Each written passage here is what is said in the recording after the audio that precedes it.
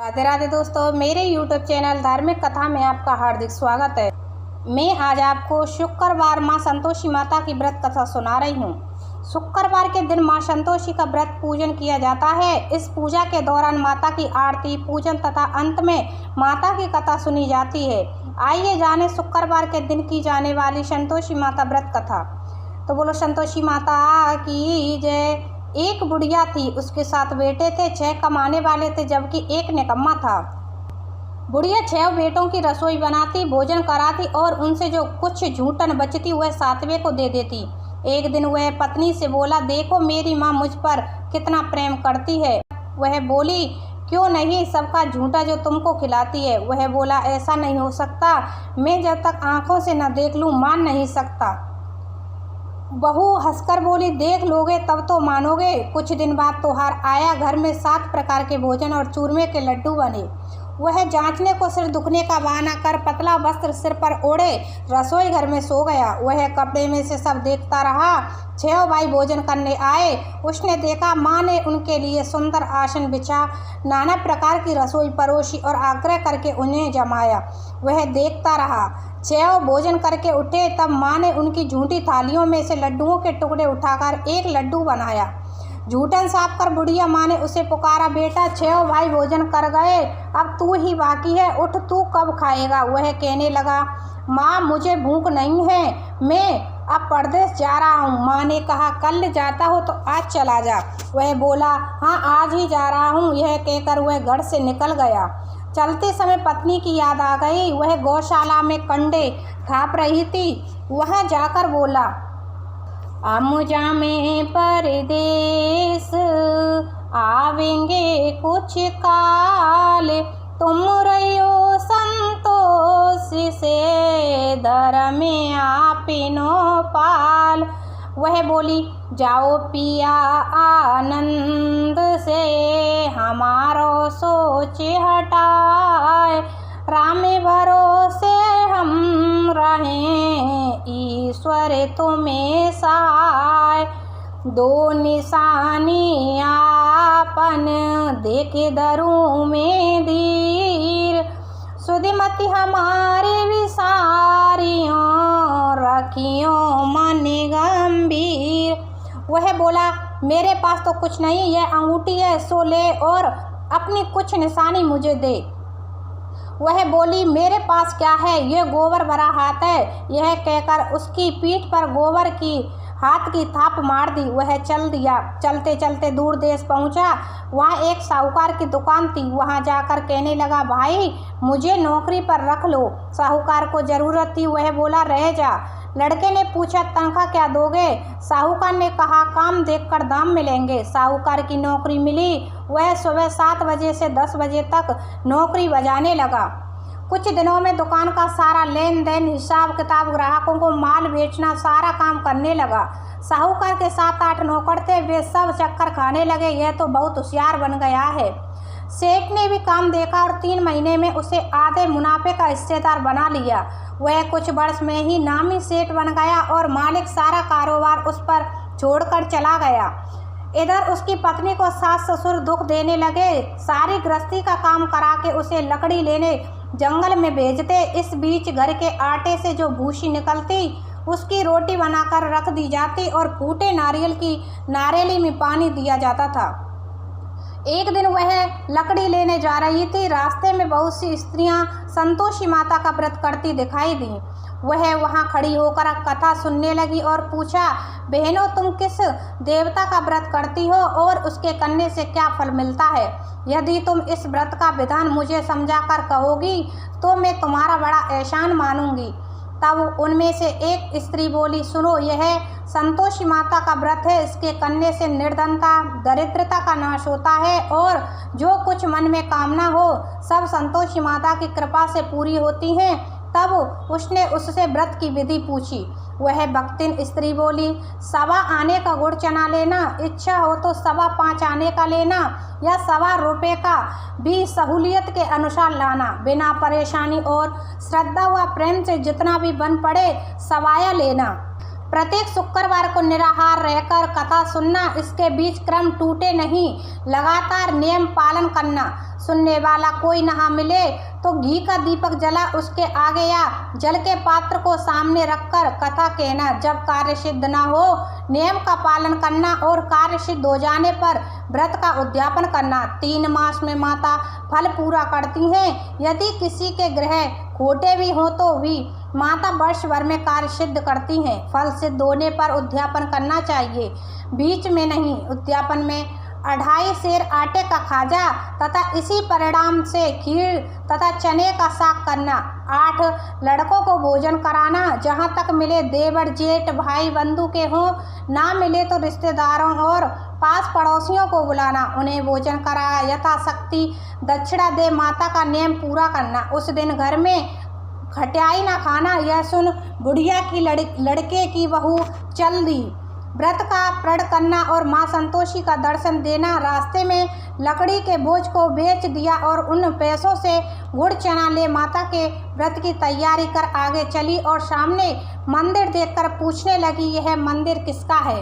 सब कहने लगे, संतोषी माता का मंदिर है।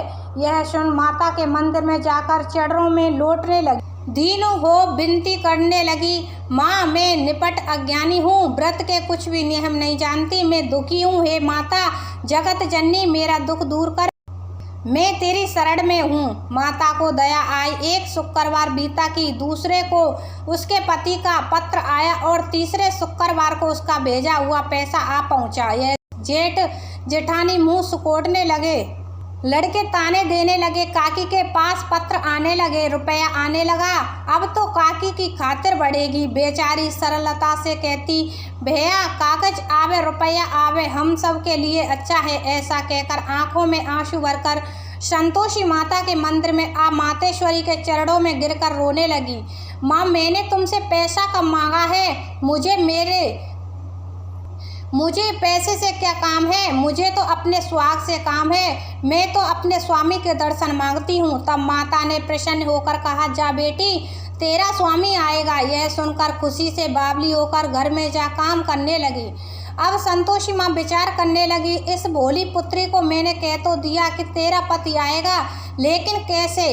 वह तो इसे स्वप्न में भी याद नहीं करता, उसे याद दिलाने को मुझे ही जाना पड़ेगा। इस तरह माताजी उस बुढ़िया के बेटे के पास जा स्वप्न में प्रकट हो कहने लगी, साहूकार के बेटे सो रहा है या जगता है?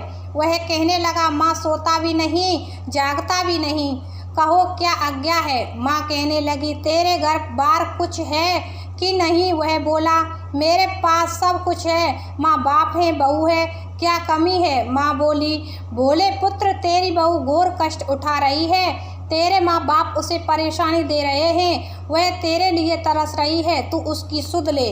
वह बोला, हाँ माताजी यह तो मालूम है, परंतु जाऊं तो कैसे?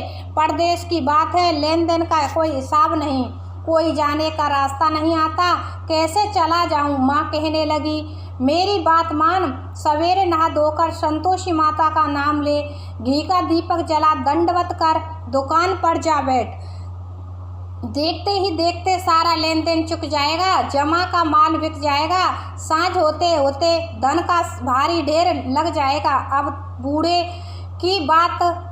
बुढ़िया की बात मानकर वह नहा धोकर संतोषी माता को दंडवत घी का दीपक जला दुकान पर जा बैठा। थोड़ी देर में देने वाले रुपया लाने लगे, लेने वाले हिसाब लेने लगे। कोठे में भरे सामान के खरीदार नकद दाम दे सौदा करने लगे। शाम तक धन का भारी ढेर लग गया। मन में माता का नाम ले चमत्कार देख प्रसन्न हो घर ले जाने के वास्ते गहना कपड़ा सामान खरीदने लगा। यहाँ काम से निपट तुरंत घर को रवाना हुआ। उधर उसकी पत्नी जंगल में लकड़ी लेने जाती है। लौटते वक्त माता जी के मंदिर में विश्राम करती। वह तो उसके प्रतिदिन रुकने का जो स्थान ठहरा। धूल उड़ती देख वह माता से पूछती है, माता यह धूल कैसे उड़ रही है? माता कहती है, हे पुत्री तेरा पति आ रहा है, अब तू ऐसा कर लकड़ियों के 3 बोझ बना ले, एक नदी के किनारे रख और दूसरा मेरे मंदिर पर व तीसरा अपने सिर पर। तेरे पति को लकड़ियों का गट्ठर देख मोह पैदा होगा, वह यहाँ रुकेगा, नाश्ता पानी खाकर माँ से मिलने जाएगा।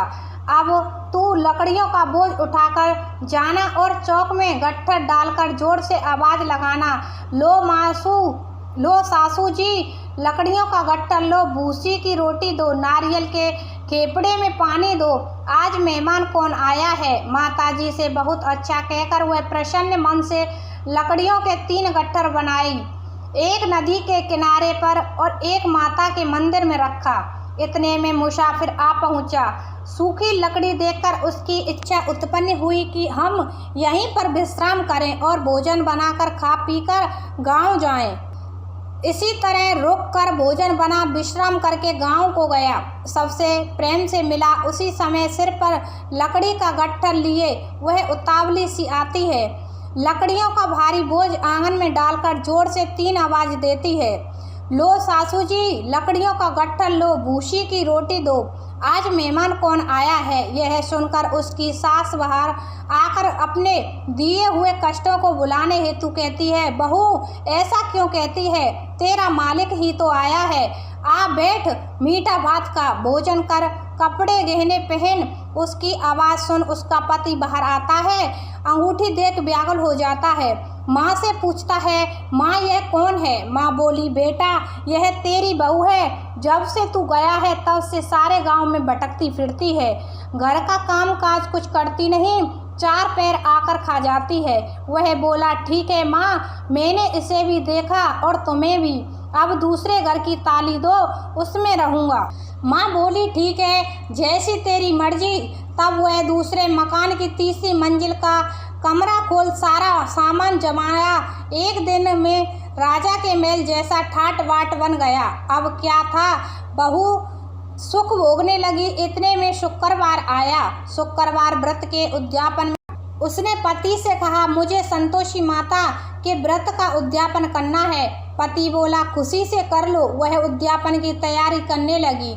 जिठानी के लड़कों को भोजन के लिए कहने गई। उन्होंने मंजूर किया, परंतु पीछे से जिठानी ने अपने बच्चों को सिखाया, देखो भोजन के समय खटाई मांगना, जिससे उसका उद्यापन पूरा ना हो। लड़के जीमने आए, खीर खाना पेट भर खाया, परंतु बाद में खाते ही कहने लगे, हमें खटाई दो, खीर खाना हमको नहीं भाता, देखकर अरुचि होती है। वह कहने लगी, भाई खटाई किसी को नहीं दी जाएगी, यह तो संतोषी माता का प्रसाद है। लड़के उठ खड़े हुए, बोले, पैसा लाओ। बोली बहू कुछ जानती नहीं थी, उन्हें पैसे दे दिए। लड़के उसी समय हट करके इमली खटाई ले खाने लगे। यह देखकर बहू पर माताजी ने कोप किया। राजा के दूत उसके पति को पकड़ कर ले गए। जेठ जिठानी मन माने वचन कहने लगे, लूट लूट कर धन इकट्ठा कर लाया है, अब सब मालूम पड़ जाएगी, जब जेल की मार खाएगा। बहू से यह सहन नहीं हुआ। रोती हुई माता के मंदिर गई, कहने लगी, हे माता तुमने क्या किया। हंसाकर अब भक्तों को रुलाने लगी। माता बोली, बेटी तूने उद्यापन करके मेरा व्रत भंग किया है। वह कहने लगी, माता मैंने कुछ अपराध किया है, मैंने तो भूल से लड़कों को पैसे दे दिए थे, मुझे क्षमा करो, मैं फिर तुम्हारा उद्यापन करूंगी। माँ बोली, अब तू भूल मत करना। वह कहती है, अब भूल नहीं होगी, अब बताओ वे कैसे आवेंगे। माँ बोली, जा पुत्री, तेरा पति तुझे रास्ते में आता मिलेगा। वह निकली, राह में पति आता मिला। वह पूछी, कहाँ गए थे। वह कहने लगा, इतना धन जो कमाया है उसका टैक्स राजा ने मांगा था, वह भरने गया था।